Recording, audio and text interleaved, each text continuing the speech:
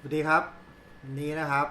ผมก็จะมาสอนวิธีการประกอบและใช้เตา MSR นะครับ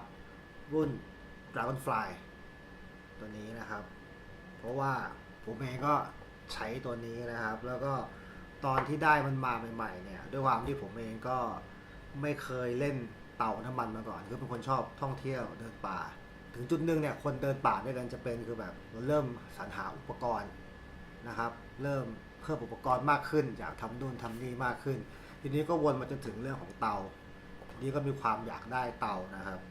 เตามันก็มีให้เลือกอยู่ประมาณ2แบบนะผมว่าก็คือเตาแก๊สกับเตาที่เป็นเชื้อเพลิงเหลวนะครับเตาแก๊สมันก็มีถ้าแบบกระป๋องยาวกระป๋องซาลาเปาเงี้ยนะครับส่วนตัวผมว่าเตาน้ำมันมันเท่ดีแล้วมันดูแบบดูยุ่งยากดูน่าจะตอบสนองความสนุกของตัวเองอีกอย่างหนึ่งเขาบอกว่าเตาน้ำมันเนี่ยเวลาเราจะหาเชื้อเพลิงเนี่ยมันก็ค่อนข้างได้หลากหลายนะครับอย่างผมเนี่ยผมใช้ในขวดนี้เป็นเบนซินขาวนะครับก็ไปซื้อจากตรงปั๊มเชลตรงแถวผัดไทยประตูผีนะครับแกลลอนรู้สึก250 บาทใช้ได้นานมากนะครับหรือถ้าเกิดฉุกเฉินเนี่ยเราใช้เบนซินก็ได้ใช้น้ำมันดีเซลก็ได้นะครับมันจะมีหัวเจ็ตเป็นหัวกลมๆที่มาใส่ในตรงเนี่ยแต่ว่าอันนี้ผมจะไม่พูดถึงนะครับก็จะแถมมาให้อยู่แล้วไปดูในคลิปอื่นนะครับของฝรั่งก็จะบอกได้ชัดกว่านะครับอีกอย่างหนึ่งคืออันนี้เนี่ยตอนที่ผมได้มาเนี่ยผมก็หาคลิปสอนที่เป็นตัว Dragonfly นะครับแต่ปรากฏว่าคลิปที่เป็นภาษาไทยเนี่ยมันไม่มีเลยนะครับที่เป็นร้าน outdoor ที่เขาทำมาเนี่ยทำคลิปออกมาก็จะไม่มีรุ่นนี้แล้วก็อาจจะไม่เป็นที่นิยมในไทยด้วยนะครับรุ่นนี้เพราะว่าหนึ่งอาจจะแบบมันอาจจะใหญ่หรือเปล่านะครับเนี่ยพับมันก็จะประมาณอย่างนี้พับแล้วก็จะเป็นประมาณนี้นะครับพับมันก็จะประมาณนี้นะครับแต่ด้วยความใหญ่ของมันเนี่ยมันก็จะได้ข้อดีตรงที่ว่าเวลาเราทำอาหารเนี่ยมันก็จะได้ฐานที่กว้างนะครับในการวางหม้อวางเตาอย่างเงี้ย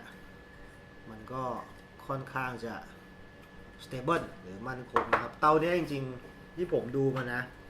มันเป็นเตาที่ค่อนข้างเหมาะกับคนที่ทำอาหารแบบจริงจังนะครับคือเข้าป่าแล้วทำอาหารแบบซีเรียสเพราะว่ามันสามารถที่จะซิมเมอร์ได้คือสามารถที่จะหรี่ไฟได้นะครับตรงเนี้ยตรงการปรับไฟตรงเนี้ยจะเบาจะค่อยได้มากซึ่งสามารถที่จะทำอาหารได้มากการแค่ทำให้สุกอย่างเดียวไม่ใช่แบบหมูทอดไข่ทอดไก่ทอดสุกก็กินกันบางทีมันแบบเวลาเราเข้าป่าบ่อยเราแบบอยากทำอะไรมากกว่านั้นแหละอยากทำไข่ตุ๋นอยากทำเนื้อตุ๋นอยากปิ้งอันนี้ปิ้งขนมปังได้นะครับบอกแต่ผมไม่เคยทำคือมันสามารถหลีไฟจนต่ำได้ซึ่งเตาที่หลีไฟได้เนี่ยมันก็มีไม่มากแล้วก็ถ้ามีก็จะเป็นราคาแพงนะครับอันนี้สำหรับผมไม่แพงมากนะครับผมฝากเพื่อนที่อังกฤษซื้อมานะครับก็ไม่เท่าไหร่นะครับประมาณ 3-4 พันในเมืองไทยก็อาจจะแพงกว่านะครับถ้าเป็นตัวที่หลีได้ก็อาจจะเป็นพวกพรีมัสอะไรอย่างเงี้ยก็มี 5,000 ขึ้นนะครับแล้วก็เสียงมันก็ดังนะครับมันขึ้นชื่อว่าเสียงมันดังก่อนที่ผมซื้อผมก็รับรู้ว่าเสียงมันดังคิดว่าจะดังแบบสนั่นหวั่นไหวว่าชื่อมัน Dragonfly นะครับแปลว่าแมงปอนะครับพอเอามาใช้จริงก็ผมรับได้นะโอเคอ่ะไม่ได้ดังอะไรขนาดนั้นแล้วก็ถือว่าเป็นเตาที่ค่อนข้างทนทีเดียวตอนผมได้มาใหม่ๆนะครับผมก็เอามาเล่นเลยวางไว้ในครัวตั้งข้างๆกับเตาที่ใช้เลยคือเป็นคนทำกับข้าวใช้2 เตาใช่ไหมครับแล้วก็ใช้เตานี้เป็นเตาคู่เลยเตาหนึ่งตั้งทิ้งไว้แล้วเปิดทิ้งไว้ใช้ทุกวันเลยนะไม่มีการแกะออกหรือแบบมาเป็นอย่างนี้นะติดค้างไว้เลยอะใช้อยู่3-4 เดือนไม่เป็นเลยนะครับแค่ใส่น้ำมันเพิ่มเฉยๆก็ถือว่าเป็นเตาที่ทนดีทีเดียวซื้อมือสองได้เพราะว่ามันทนพอที่คุณจะเสี่ยงซื้อมือสองไม่ต้องซีเรียสนะครับเดี๋ยวผมจะ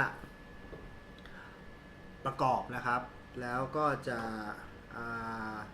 แสดงการ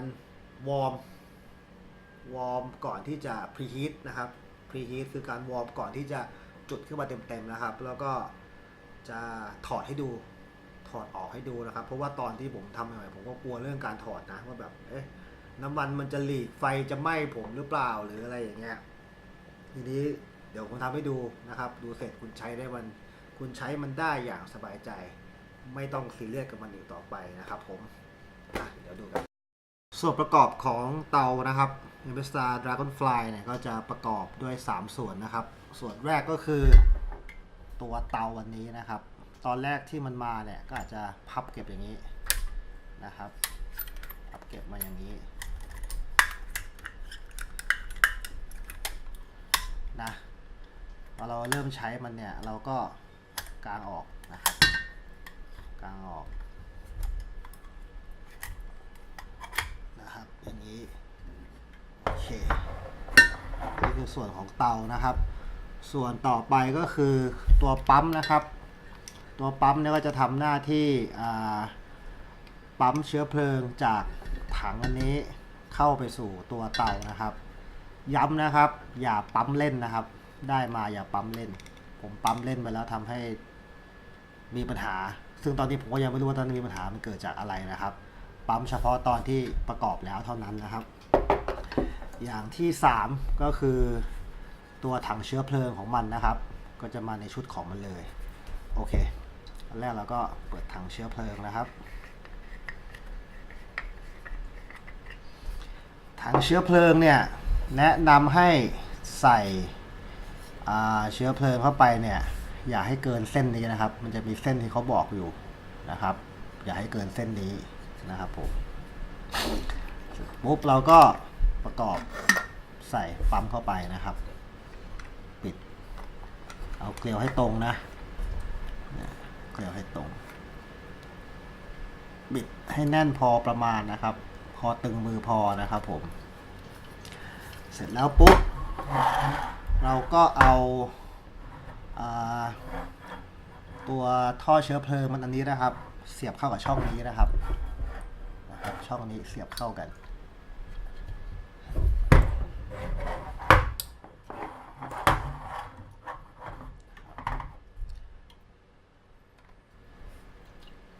โอเคจะมีตัวล็อกอยู่นะครับเอาตัวล็อกอันเนี้ยดันเข้าไปเข้ามาตรงนี้นะครับโอเคจากนั้นเราก็เช็คนะครับว่าวาล์ว2อันเนี้ยปิดเรียบร้อยแล้วนะครับเพราะว่าเราจะปั๊มมันถ้าเกิดเราเปิดทิ้งไว้เนี่ยการปั๊มมันก็จะไม่เป็นสุญญากาศของเหลวก็จะไม่กลายเป็นแก๊สนะครับเราก็ปั๊มมันประมาณสัก 30-40 ครั้งนะครับโอเค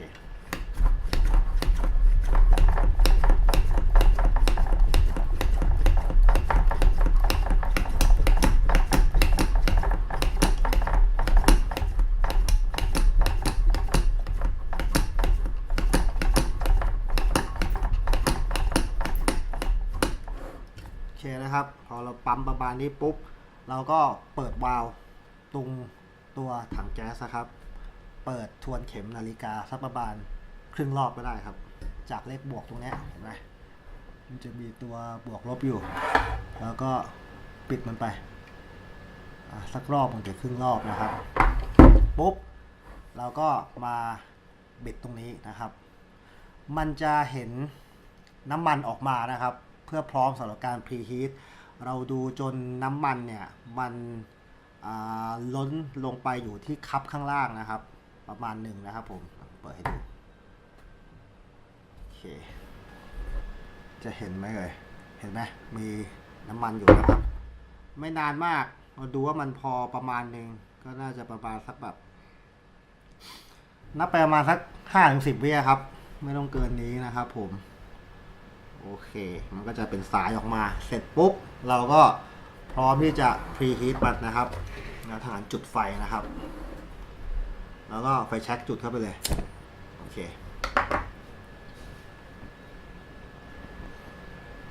นะครับเห็นไหมมันก็จะมีไฟขึ้นมานะครับรอไปสักพักนะครับจนไฟมันเริ่มอ่อนเนี่ยแล้วเดี๋ยวเราจะบิดเพื่อ เปิดแก๊สเข้าอีกทีนึงโอเคแล้วก็เปิดรอไว้นิดนึงนะครับรอจนไฟมอดตรงส่วนนี้เนี่ยมันจะทำเป็นการวอร์มเตานะครับไม่ให้อยู่ดีมาเจอความร้อนรุนแรงเกินไปนะครับแล้วก็ให้พร้อมสำหรับการใช้เตาสำหรับการทำอาหารหรืออะไรก็ตามของเรานะครับ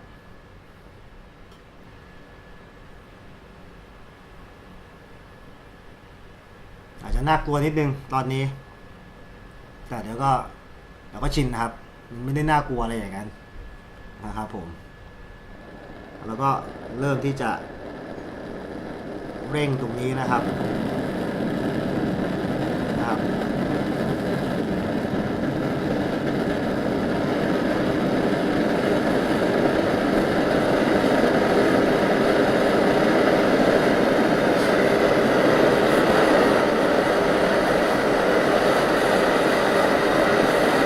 ตอนนี้เตาเราก็ใช้ได้นะครับสามารถทำกับข้าวทำอะไรก็ได้ที่เราอยากจะทำการใช้ไฟอันนี้นะครับจะเร่งสุดก็บิดตรงนี้ชนเข็มนาฬิกาไปจนสุดนะครับก็จะเป็นร้อนที่สุดถ้าอยากจะหรี่ก็หมุนไปตามเข็มนาฬิกานะครับก็จะเบาลงได้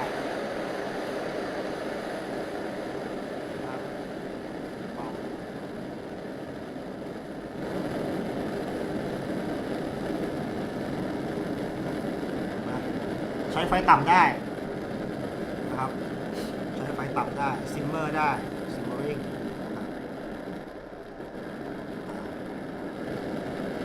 ถ้ามันแรงก็เร่งขึ้นมาใหม่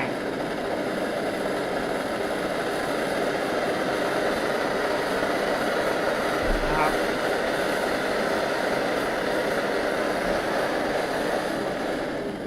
สมมุตินะครับถ้าเกิดเราทำอาหารนานแก๊สจะหมดเราก็ปั๊มได้เลยครับปั๊มเข้าไปตรงนี้ได้เลยไม่ต้องกลัว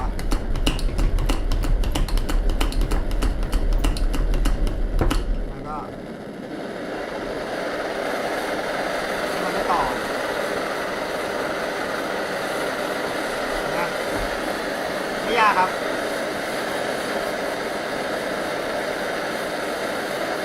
แล้วก็จะดังประมาณนี้ทีนี้สมมุติว่าเราเสร็จแล้วเราทำอาหารของเราเสร็จแล้วนะครับเราก็ปิดเตานะครับปิดตรงนี้บิดไปทางเข็มนาฬิกานะครับอันนี้เราก็บิดไปตามเข็มนาฬิกานะครับปุ๊บโอเคเสร็จแล้วทีนี้ปุ๊บเราก็รอให้เตาเย็นนะครับประมาณสัก 5-10 นาทีแล้วเดี๋ยวเรามาถอดกันโอเคตอนนี้นะครับเราก็รอให้เตามันเย็นลงแล้วนะครับเราก็จะมาถอดแล้วก็เก็บมันกันนะครับก็ไม่มีอะไรมากขั้นแรก make sure ว่าเราปิดวาล์วทั้งหมดเรียบร้อยแล้วนะครับวาล์วเราก็นะครับปิดออกเลยมันจะมีน้ำมันพุ่งออกมาบ้างนะครับอยู่ห่างไฟนะตอนจังหวะเนี่ยแต่มันไม่ได้มากอะไรแล้วก็ปิดออกนะครับก็จะมีฟูนิดน้อยเหมือนเปิดเป๊ปซี่อ่ะประมาณอย่างนั้นนะครับมันเป็นแก๊สไม่มากเนี่ยครับนี่ก็เปิดแล้วนะครับแล้วก็เอาฝาบิดเข้าไปนะครับเก็บแน่นๆปุ๊บบิดกลับมันจะเป็นป้องกันเด็กเปิดนะครับจะเป็นอย่างเงี้ยก็จะเปิดไม่ได้โอเคถือว่าจบตรงนี้นะครับทีนี้เสร็จตรงส่วนเนี้ยก็ทีนี้เราก็เห็นล็อกนะครับ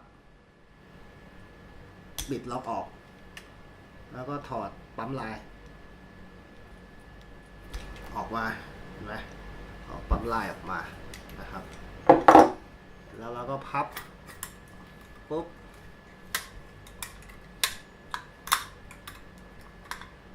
จบนะครับไม่ได้ยากแต่ต้องมีคนบอกนิดนึงนะครับผมคาดว่าจะเป็นประโยชน์สำหรับ คนที่ใช้เตา Dragonfly นะครับ ตัวนี้หรือว่าคนที่กำลังคิดว่าจะซื้ออยู่นะครับถือว่าผมแฮปปี้กับมันผมเองไม่เคยใช้เตารุ่นอื่นนะครับ